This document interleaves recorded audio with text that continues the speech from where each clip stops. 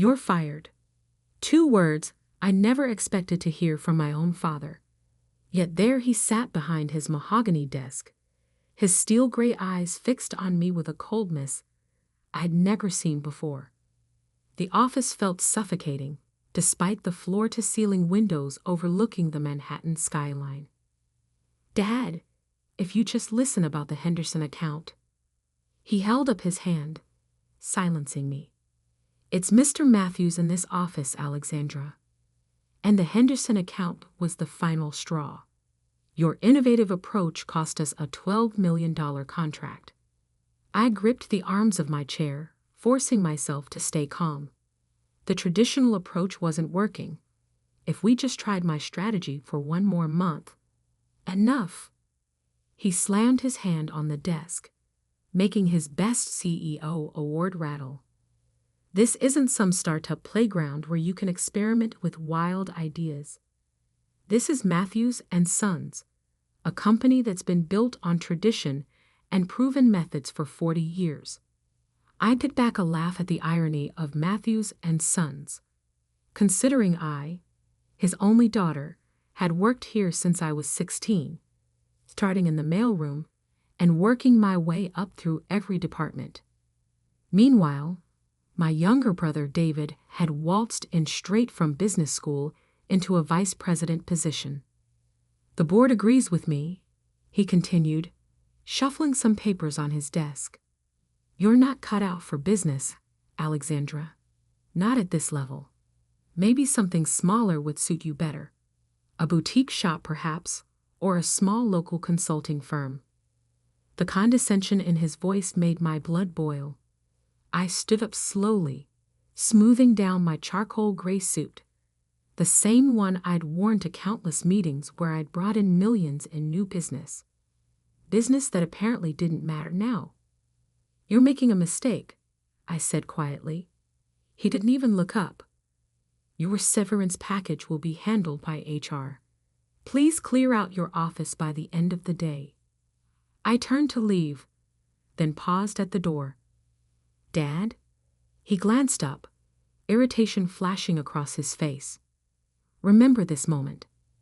The walk to my office felt like a funeral march. Employees quickly looked away as I passed, news of my firing already spreading through the corporate grapevine. Only Janet, my assistant for the past 5 years, met my eyes. "I heard," she said, following me into my office. "It's not right, Alex. Everyone knows the Henderson account was lost because David promised them impossible delivery dates." I started packing my belongings into a cardboard box. "Doesn't matter now. David's a Matthews son, and I'm just the daughter who doesn't understand traditional business." Janet watched me take down my framed Harvard MBA and various awards. "What will you do?" I carefully wrapped the photo of my mother. She passed away when I was 12, but I still remembered her last words to me. "Don't let them dim your light, sweetheart. Shine anyway."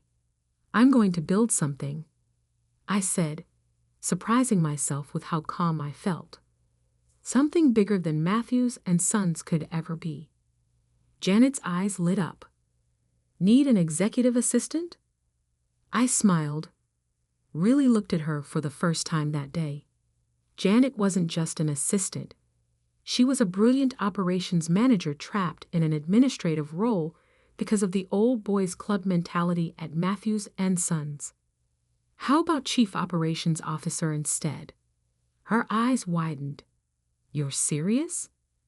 "Dead serious." I handed her my personal card, the one without the Matthews and Sons logo. "Call me tomorrow if you're interested. And Janet, don't tell anyone about this conversation." The elevator ride down to the lobby was surreal. 15 years of my life, reduced to one cardboard box. I'd given everything to this company, sacrificed relationships, worked weekends and holidays, brought in major accounts that had doubled our revenue. And none of it mattered because I wasn't a son. As I pushed through the revolving doors onto 5th Avenue, my phone buzzed. A text from David. Tough break, sis. But don't worry, I'll take good care of your clients. Maybe retail is more your speed. I didn't respond. Instead, I hailed a cab and gave the driver an address in Brooklyn. Time to visit the one person who had always believed in me.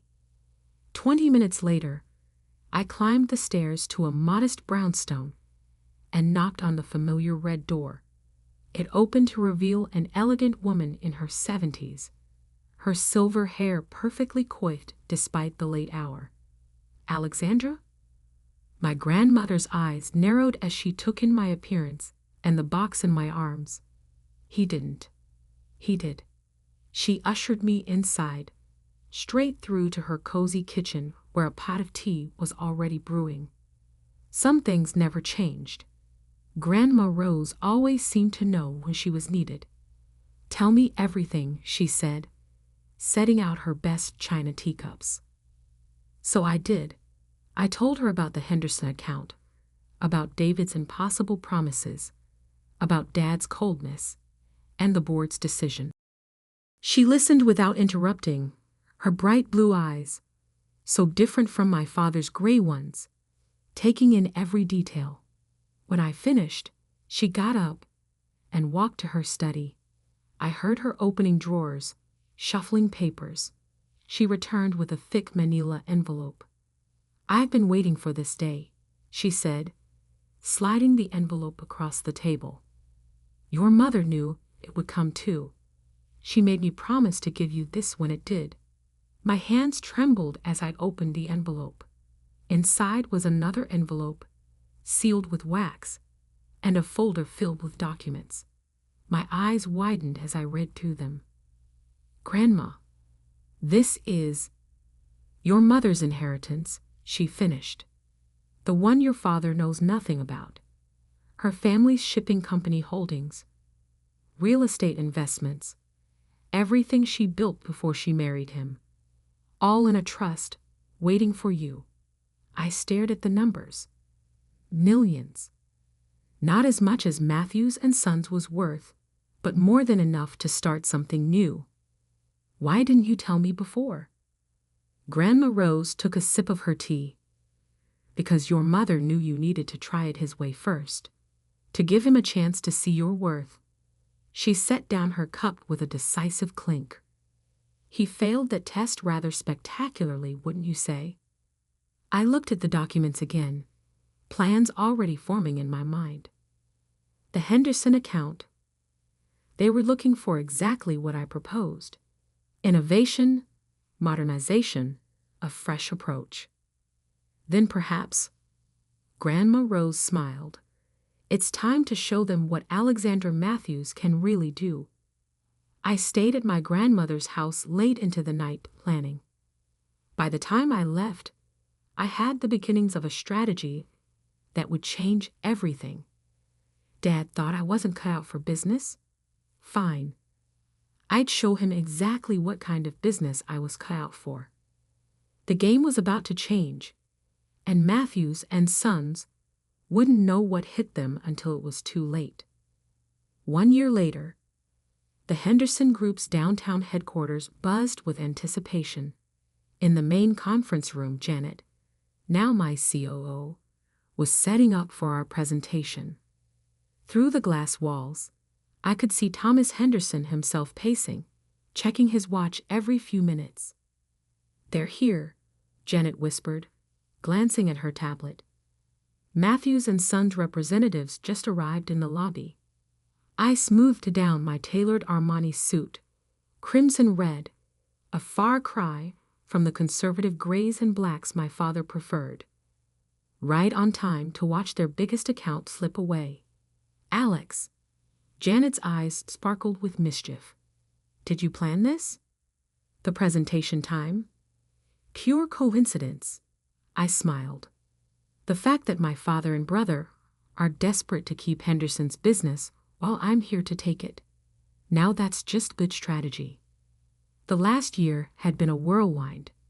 Using my mother's inheritance and Grandma Rose's connections, I'd built Nova Enterprises from the ground up. We specialized in exactly what Matthews and Sons feared most: innovative business solutions for the digital age. Janet had been instrumental, bringing over key talent who'd been overlooked at Matthews and Sons. Turns out, I wasn't the only one tired of traditional methods. The conference room door opened. Thomas Henderson entered, followed by his board members. And behind them, looking significantly more worn than the last time I'd seen them, came my father and brother. Dad stopped short when he saw me, his face draining of color. David actually took a step backward, nearly colliding with a board member. "Alexandra?" My father's voice cracked slightly. "Mr. Matthews?" I replied coolly, extending my hand. What a surprise. I wasn't aware Matthews and Sons would be joining us today. Thomas Henderson looked between us, confusion evident on his face.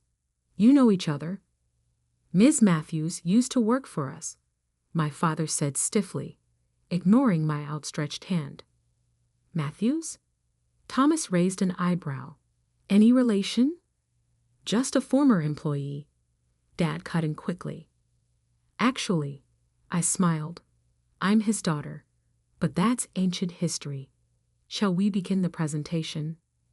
The next hour was a masterclass in everything my father had dismissed as wild ideas.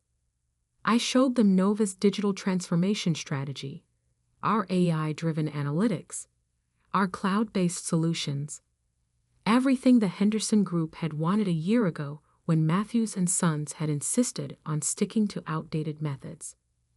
David's face grew increasingly red as board members nodded appreciatively. My father sat stone-faced, but I could see his hands clenching under the table. "Very impressive, Ms. Matthews," Thomas said when I finished. "This is exactly what we've been looking for. But I have to ask, why didn't you propose these solutions when you were with Matthews and Sons?" The room went silent. All eyes turned to my father. "Oh, what I did," I replied softly. "In fact, it was my last presentation before leaving the company. Wasn't it, Mr. Matthews?" Dad's jaw tightened. Before he could respond, Thomas Henderson stood up. "Well, I think we've seen everything we need. Ms. Matthews, your proposal is exactly what the Henderson Group needs to move forward. I believe our legal team already has the contracts drawn up." "What?" David spluttered. "You can't be serious. We've handled your business for 20 years. And in those 20 years, you've fallen behind every technological advancement in the industry," Thomas replied firmly. "It's time for a change." As the contracts were being signed, I caught my father's eye. He looked older somehow, defeated. Part of me felt a twinge of sympathy, but then I remembered that day in his office, his cold dismissal of everything I tried to build. The Henderson account was just the beginning. Over the next 6 months, Nova Enterprises systematically targeted Matthews and Sons' biggest clients. We didn't poach them. We simply offered them what they'd been begging for: innovation, efficiency, results. One by one, they jumped ship. Then came the day I'd been waiting for. Janet burst into my office, her face flushed with excitement. "Alex, you need to see this." She handed me her tablet. On the screen was a financial news article: "Matthews and Sons stock plummets amid client exodus. Bankruptcy fears loom." Below was a photo of my father leaving his office, looking haggard. The caption read, "CEO Robert Matthews declines to comment on company's future." My phone rang. Grandma Rose's number. "I just saw the news," she said when I answered. "How are you feeling?" I looked out my office window at the Manhattan skyline. From here, I could see the Matthews and Sons building, no longer the towering symbol of success it once was. I didn't do this for revenge. I said quietly. I know, darling. You did it because it needed to be done. Because sometimes the only way to fix a broken system is to build something better. They're going to lose everything, aren't they? Unless someone steps in to save them. There was a knowing tone in her voice. Someone who understands both innovation and tradition. Before I could respond, Janet appeared in my doorway again, her face serious. Alex, your father is here. He's asking to see you. I took a deep breath. Send him in. Alexandra. Grandma Rose said quickly, remember what your mother always said. Don't let them dim your light. I finished. I remember. No, dear. The other thing, she said. Sometimes the strongest bridges are built over the deepest divides. I hung up and straightened my shoulders as Janet showed my father in. He looked nothing like the imposing figure who'd fired me a year ago. His suit was wrinkled, his tie slightly askew. Alexandra, he said softly, we need to talk. I gestured to the chair across from my desk, the same position I'd been in that day in his office. How the tables had turned. Yes, I replied, I believe we do. My father sat across from me, looking smaller than I'd ever seen him. The mighty Robert Matthews, reduced to asking his incompetent daughter for help. The irony wasn't lost on either of us. The board is meeting tomorrow, he began, his voice rough. They're voting on whether to file for bankruptcy or seek immediate merger. He paused, swallowing hard. David's already resigned. Took a position with Goldman Sachs this morning. Of course he had. David had always been good at abandoning ship when things got tough. And you're here because... I kept my voice neutral, professional. Because you won. He looked up, meeting my eyes. You did exactly what I said you couldn't do. Built something remarkable. Modern.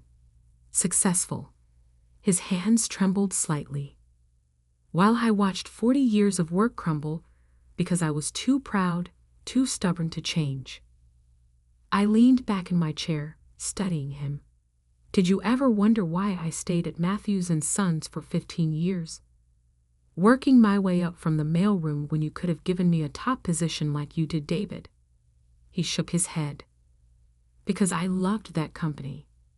Not for its name, not for its prestige, but for what it could be.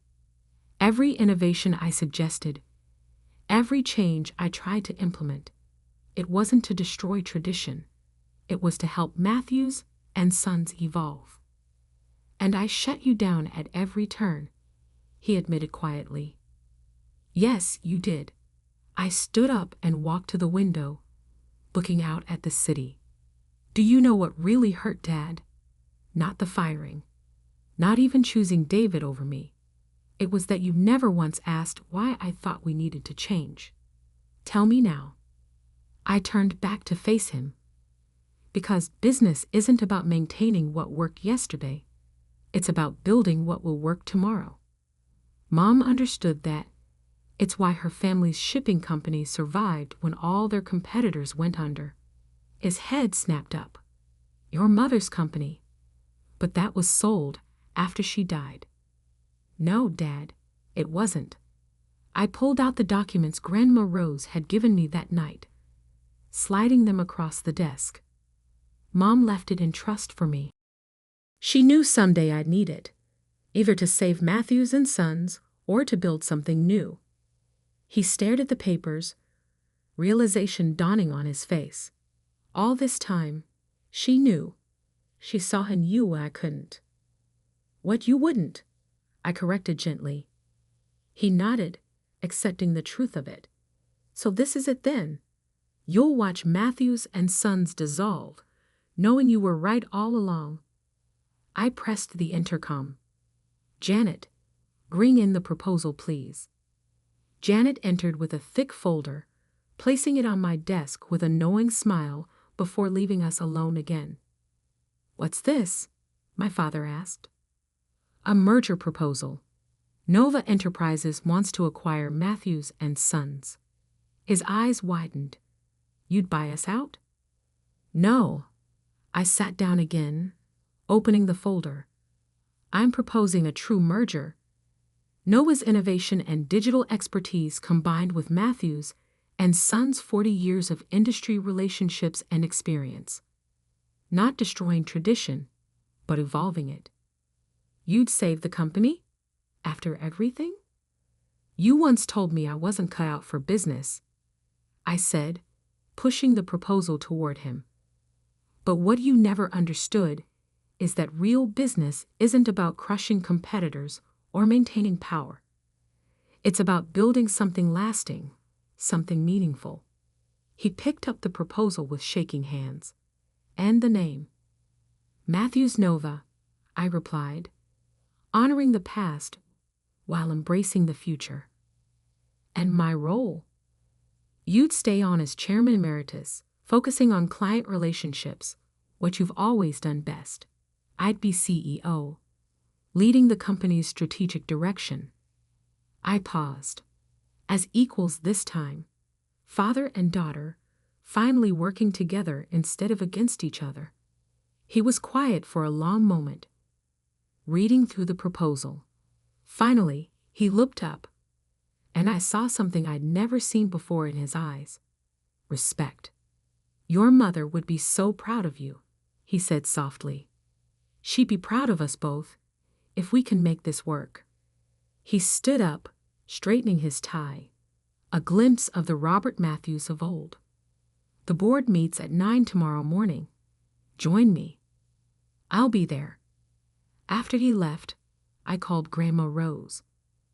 Well, she asked, how did it go? We're merging the companies.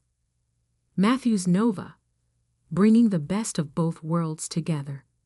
She chuckled. Your mother always said the strongest bridges are built over the deepest divides. You've built quite a bridge, Alexandra. The next morning, I stood beside my father in the Matthews and Sons boardroom, the same room where I'd presented countless proposals that had been rejected. The board members watched in stunned silence as we presented the merger plan together. The vote was unanimous. Later that afternoon, I sat in what had once been my father's office, now mine. The Best CEO award still stood on the shelf, but beside it now sat a framed photo of my mother.